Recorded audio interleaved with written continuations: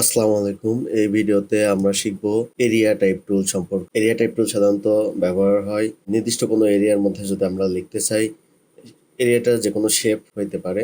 Area type টুল নিয়ে কাজ করার আগে আমাদের একটা এরিয়া সিলেক্ট করে নিতে হবে। তো আমি এখানে একটা বৃত্ত এঁকে নিলাম। বৃত্ত এঁকে নেওয়ার পরে বৃত্তের একটা কালার দেই যাতে আপনাদের বুঝতে সুবিধা হয়। এখন আমি চাচ্ছি যে এই বৃত্তের এরিয়ার মধ্যে আমি টেক্সট লিখবো বা আমার লেখাগুলো আমি এই বৃত্তের এরিয়ার মধ্যে লিখবো। একটা বৃত্ত নেওয়ার পরে আমরা কি করব, এরিয়া টাইপ টুলটা সিলেক্ট করব। এরিয়া টাইপ টুলটা সিলেক্ট করার পরে আমরা বৃত্তের পাথের উপরে, বৃত্তের ফিলের উপরে ক্লিক করলে কিন্তু হবে না। ফিলের উপরে ক্লিক করলে এরকম একটা নোটিফিকেশন দিবে। তো আমরা পাথের উপরে ক্লিক করব।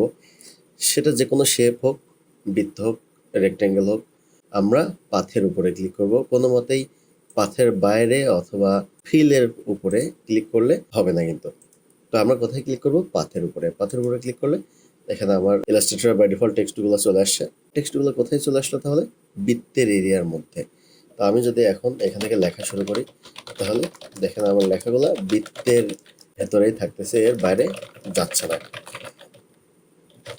তো একইভাবে আমরা যেভাবে বৃত্ত নিলাম অন্য একটা শেপ নিয়ে দেখি আসলে হয় কিনা, নাকি শুধু বৃত্তের ক্ষেত্রেই হয়। তো আমি এখানে একটা স্টার ড্র করলাম। স্টার ড্র করার পরে আমি এরিয়া টাইপ টুলটা নিলাম। এরিয়া টাইপ টুলটা নিয়ে স্টারের পাথের উপর একটা ক্লিক করলাম। আমি দেখতেছি যে আমার টেক্সটগুলা স্টারের যে এরিয়া, সেই এরিয়ার মধ্যে আমার টেক্সটগুলা বসে গেছে। তো আমি যদি এখন লেখা শুরু করি, আমার টেক্সটগুলা স্টারের যতটুকু এরিয়া ততটুকু এরিয়ার মধ্যেই থাকতেছে, এর বাইরে যাচ্ছে না।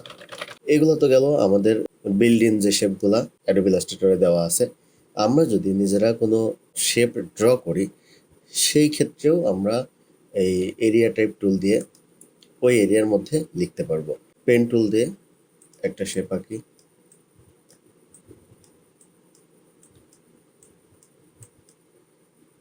এই শেপের মধ্যে যদি আমি লিখতে চাই তাহলে আমার কি করতে হবে? এখান থেকে এরিয়া টাইপ টুলটা নিতে হবে। এরিয়া টাইপ টুলটা নিয়ে এই যে পাথ আছে, এই শেপের পাথের উপরে ক্লিক করতে হবে। তাহলে দেখেন আমার এই যে শেপটা আমি নতুন ড্র করছি, এই শেপের মধ্যেই আমার টেক্সটগুলা বসে গেছে।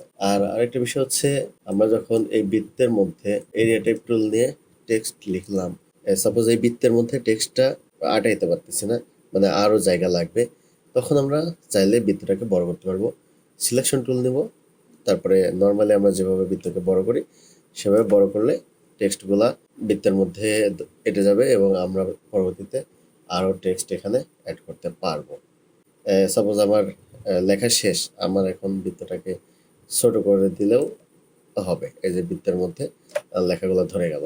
এটা যে কোনো শেপের ক্ষেত্রে, এই শেপের ক্ষেত্রেও যে আমার এখানে আরও লেখার দরকার, তাহলে আমি এই যে ডিরেক্ট সিলেকশন টুলটা নিয়ে এই অ্যাঙ্কর পয়েন্টকে সিলেক্ট করে এটা বাড়ায় দিলাম, এটা বড় করে দিলাম। মানে শেপকে আপনি চাইলে নর্মালি যেভাবে বড় করেন সেভাবে বড় করতে পারেন, তাহলে নিচে আরও লেখার জায়গা বের হয়ে যাবে।